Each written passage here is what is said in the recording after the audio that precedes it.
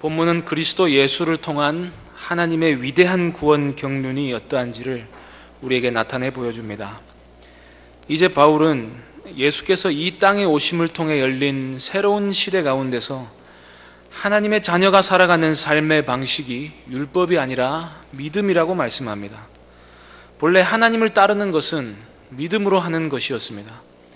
믿음으로 아브라함은 자기 시대에 이루어지지도 않을 약속을 바라보며 본토와 친척과 아버지의 집을 떠났습니다.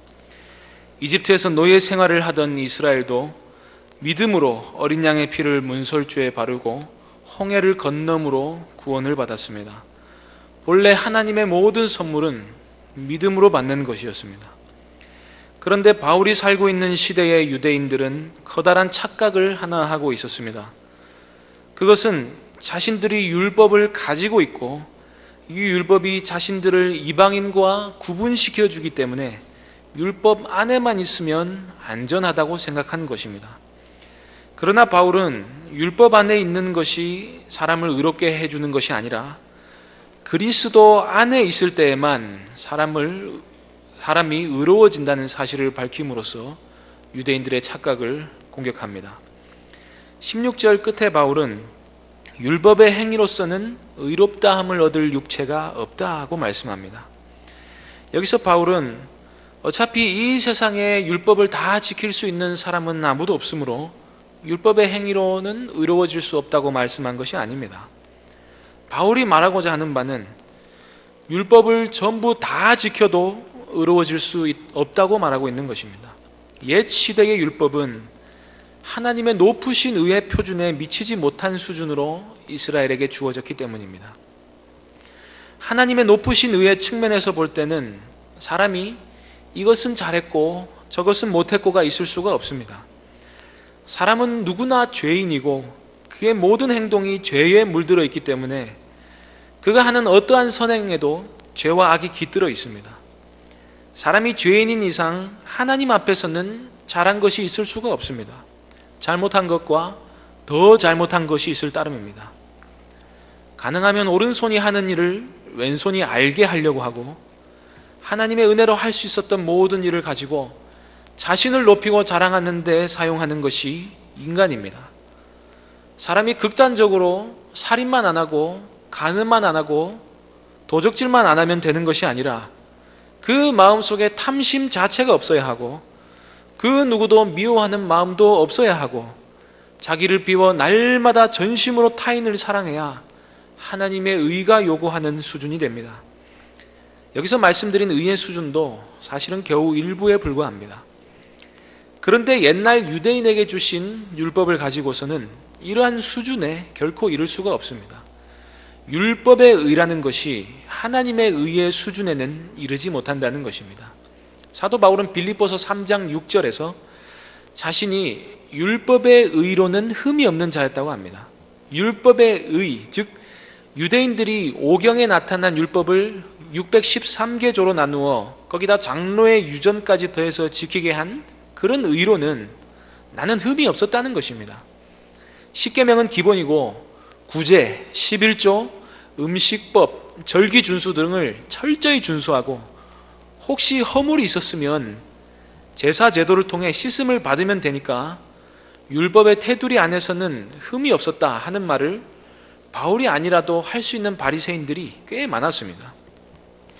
그러니까 바울이 오늘 본문에서 율법의 행위라고 말할 때의 율법은 단순히 오늘날 그리스도인이 영원히 지켜야 할 법, 영원한 법, 라틴어로 렉스 아에테르나 하는 영원의 법만을 의미하는 것이 아니라 유대인들이 금과 옥조로 지키고 있는 할례, 음식법, 이방인과의 교제 금지법, 안식일과 같은 절기법, 제사법 등 의식적이고 민족주의적인 법 등도 포함하는 것이었습니다.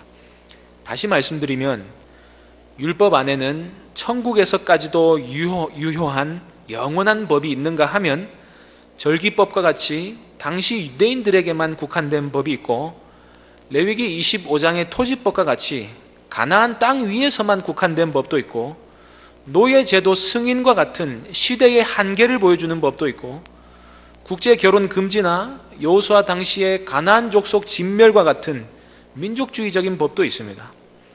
제사법과 같이 그리스도께서 오셔서 자신을 단번에 전체로 흠 없는 제물로 드리시기 전까지 모형으로 하던 법도 있습니다. 유대인들은 하나님과 일단은 그렇게 하기로 언약을 맺었기 때문에 하나님이 정하신 기간까지는 물론 그러한 법들을 지켜야 했습니다. 그리고 그 언약, 그 율법을 지키는 것이 곧 하나님의 뜻이었습니다. 그러나 이제는 때가 되었고 유대인들과 그들이 지키는 예전의 율법을 가지고서는 더 이상 이방에, 오늘 여기 사는 우리와 같은 이방에 아무런 소망이 없기 때문에 예수께서 오셔서 새로운 시대를 여시면서 근본이 무엇인지, 본질이 무엇인지, 원래 무엇을 하나님 앞에 했어야 하는 것인지에 대해서 완전히 계시해 주셨습니다. 이 새로운 계시가 새 포도주이고, 새로운 포도주는 새로운 가죽 부대를 요구하는 것이었습니다. 그런데 유대인들은 여전히 자신들은 아브라함의 자손이고 언약 안에 있기 때문에 하나님께서 인정해 주실 것이다 하는 착각 속에 살고 있었습니다. 행위로는 하나님의 의에 이르지도 못하면서 단지 할례나 음식법, 절기준수, 이방인과의 식탁 교제를 금하는 것 같은 몇 가지 매우 유대교적인 몇 가지를 지키면 유대인이니까 의에 이를 수 있다고 생각했던 것입니다. 결국 유대인의 착각은 한마디로 하면 이것입니다. 나는 유대인이니까 구원받을 수 있을 것이라 생각했던 것입니다. 그러므로 이방인이 바로 구원받을 수 있는 길은 없으니까 일단 할례를 받고 유대인이 된 다음에 유대인으로 인정되는 몇 가지 표지들을 잘 지켜서 완전히 유대인으로 인정이 되면 아브라함의 자손이 되는 것이고, 그러면 하나님께서 인정해 주신다고 여긴 것입니다. 이러한 착각이 바로 바울이 공격하는 율법의 행위입니다. 물론 사람이 행위로 의롭다함을 얻어버리는 태도는 인간의 깊고 깊은 죄성 가운데 하나입니다. 하나님 앞에 내 행위를 자랑하고 그것을 가지고 하나님 앞에 나아가려는 태도는 물론 잘못된 것입니다. 유대인들에게도 물론 이러한 죄된 의식이 있었을 것입니다. 그러나 여기서 바울이 율법의 행위로 의롭다함을 얻어보려고 한다, 유대인들이 그런 의식을 가지고 있다 한다는 것을 공격할 때에는 실제로는 유대교 자체를 공격하는 것입니다. 유대교는 이제 폐기 처분되어야 할 옛 가죽 부대에 불과하게 되었습니다. 이제 예수님의 죽음과 부활로 새로운 시대가 열려서 더 이상 동물 제사도 안 드려도 되고 성령이 각 사람에게 부어져서 하나님의 의에 이를 수 있는 새롭고 산 길이 열렸고, 이러한 방식으로 의가 주입되는 것은 유대인이나 이방인이나 아무런 차별이 없는 시대가 열렸습니다. 그런데 여전히 나는 아브라함의 혈통적 자손이고 할례를 행했고 그리고 기타 유대인으로서 지켜야 하는 여러 규정들을 지켜야 한다는 것 주장한 자체가 시대착오적인 발상이라고 바울은 말하고 있는 것입니다. 17절의 말씀은 이러한 견지하에서 이해해야 합니다. 그리스도 안에서 의롭게 되려고 한다면 일정 부분 옛 율법을 어기게 됩니다. 제사법도 지키지 않고 안식일을 지키는 것도 아닙니다. 할례를 행하지 않아도 되고 이방인과의 교제도 열립니다. 베드로는 유대인인데 바로 이러한 믿음으로 한동안 이방인처럼 살았습니다. 그런데 그리스도 안에서 의롭게 되려 하다가 어떤 사람이 와서 베드로에게 너는 왜 율법을 어겨 이방인과 식사했느냐라고 했을 때 죄송합니다, 잘못했습니다 라고 말하면 베드로 스스로 죄를 인정하는 꼴이 되니까 그리스도께서 마치 죄를 짓게 하신 것처럼 하신 거라고 말하고 있는 것입니다. 그리스도를 믿는 사람은 이제 새로운 계시 하에서 사는 사람답게 살아야 합니다. 옛 율법에 매여 있어서는 오히려 그리스도를 반대하는 꼴이 되고 마는 것입니다. 이제 믿음은 유대인으로서 가지고 있는 특권 의식이나 몇 가지 옛 시대의 법들을 버려야 함을 의미하게 되었습니다. 그래서 18절 말씀은 17절의 말씀과 의미상으로는 같습니다. 바울은 그리스도를 믿는 믿음으로 옛 시대에 속한 율법의 몇 가지 의식들을 헐었습니다. 그런데 그것을 다시 세운다고 하는 것은 그리스도를 믿는 믿음을 포기하는 것과 같은 것이고 내가 범법했노라고 말하는 것과 마찬가지라는 말씀입니다. 그러나 바울은 자신이 이제는 더 이상 그럴 수가 없기 때문에 19절 보시면 이제 율법으로 말미암아 율법에 대하여 죽었다고 말씀합니다. 바울은 그 옛날 율법에 대하여는 죽었습니다. 옛 시대에 속한 율법의 행위로는 의롭다함을 얻을 육체가 없기 때문입니다. 이 말은 율법이 잘못됐다고 말하고 있는 것은 아닙니다. 앞서 말씀드렸듯이 율법에는 하나님의 영원하신 의가 새겨져 있고 하나님의 소원, 하나님의 뜻이 담겨져 있습니다. 우리가 잘 궁구해서 율법 속에 담겨진 하나님의 의중과 목적과 계획을 살펴야 하고 하나님의 뜻을 헤아려서 그 뜻에 맞게 살아야 할 의무가 우리 가운데 있습니다. 그러나 시내산에서 모세를 통하여 주신 율법은 이 세상 모든 사람이 지켜야 할 법으로 주신 것이 아니라 이스라엘이라는 한 민족에게 주신 법이었습니다. 그러므로 세상 모든 사람이 지켜야 하는 보편적인 법으로서는 부족한 면도 있었고, 따라서 일정한 기간이 지나면 갱신되어야 할 법이었습니다.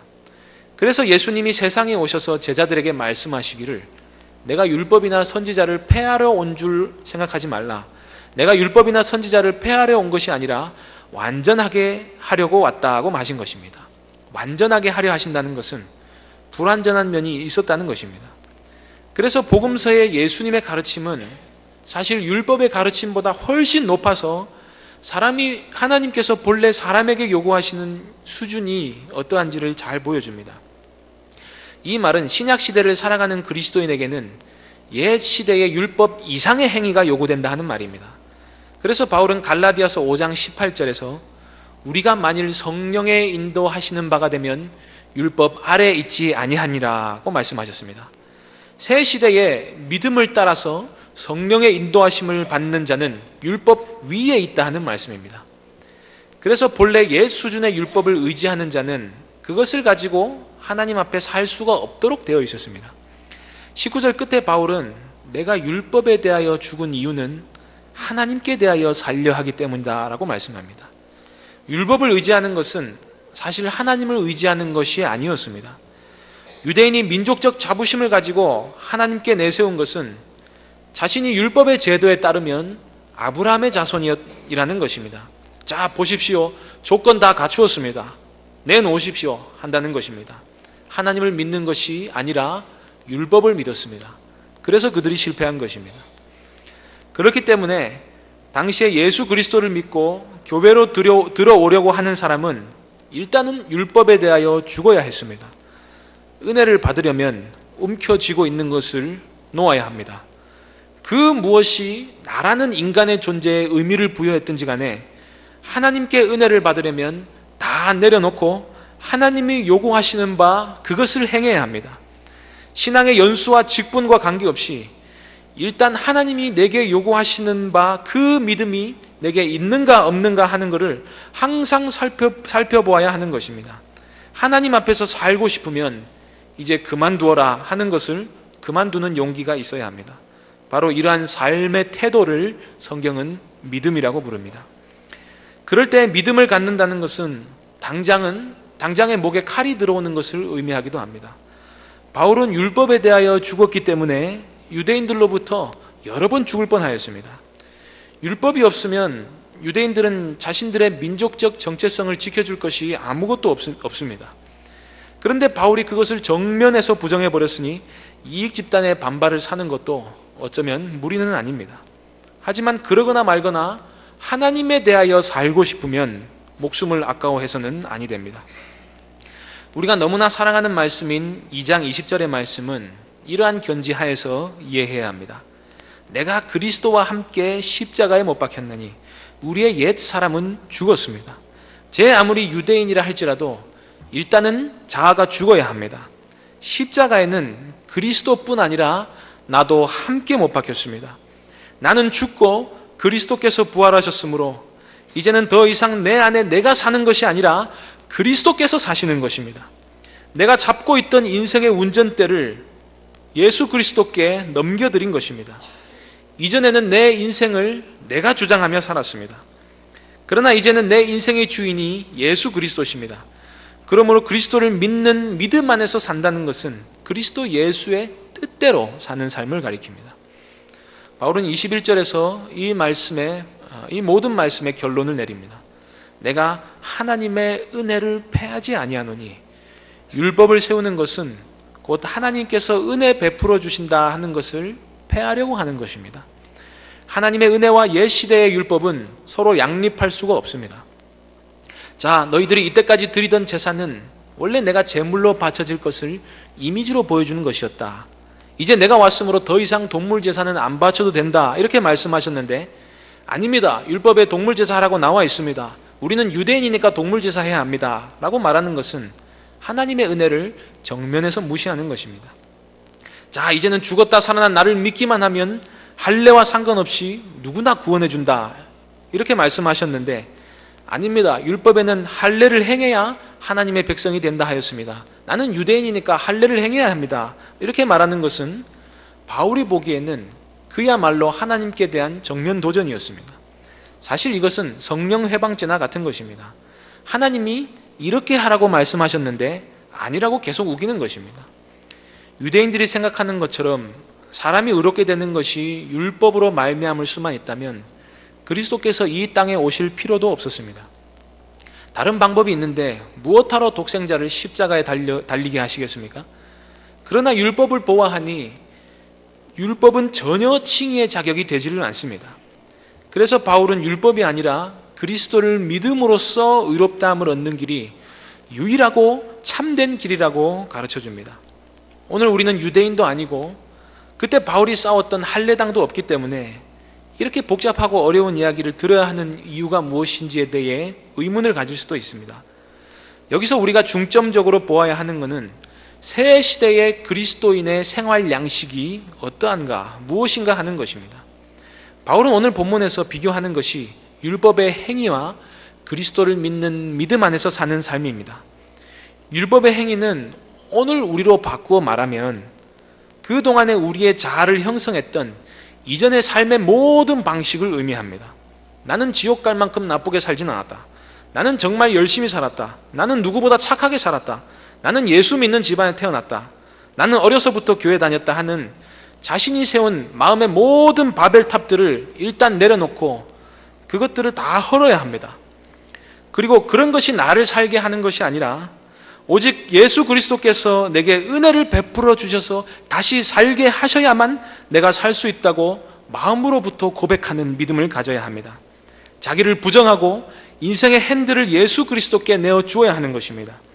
그리고 나서 내 안에 사시는 그리스도만 긍정하고 하나님의 뜻대로 사는 삶을 추구하는 것이 참 믿음입니다. 그래서 참 믿음은 그리스도를 믿는 믿음 안에서 사는 삶으로 규정됩니다. 믿음은 홀로 서 있지 않고 믿음 안에서 사는 삶을 포함합니다. 예수를 믿는다면 유대교를 버려야 하는 것입니다. 그리고 그렇게 사는 것은 상당히 어려울 수도 있습니다. 그래도 사람이 거듭났어도 여전히 육체 가운데 살지만 그리스도께서 우리를 사랑하셔서 대신하여 우리를 위하여 죽어주셨기 때문에 우리는 그 은혜를 힘입어서 이 믿음을 지키며 살아야 합니다. 사랑하는 성도님들, 세상이 흔들리고 사람들은 변하고 어려움이 닥칠지라도 이 믿음을 끝까지 지켜서 그리스도인으로서 살아야 할 삶을 굳건히 살아가시는 모든 성도님들 되시기를 바랍니다. 오늘도 옛 자아를 십자가에 못 박으면서 예수 한 분만을 의지하는 믿음을 가지고 이 세상을 힘차게 사랑하는 모든 성도님들 되시기를 바랍니다. 예수께서 우리를 대신하여 죽으심은 결코 헛되지 않아서 우리를 끝까지 인도하시고 저 영원한 나라에 이르기에 부족함이 없도록 날마다 우리를 인도하실 것입니다. 이러한 은혜가 성도님들 삶 가운데 넘치기를 간절히 소망합니다.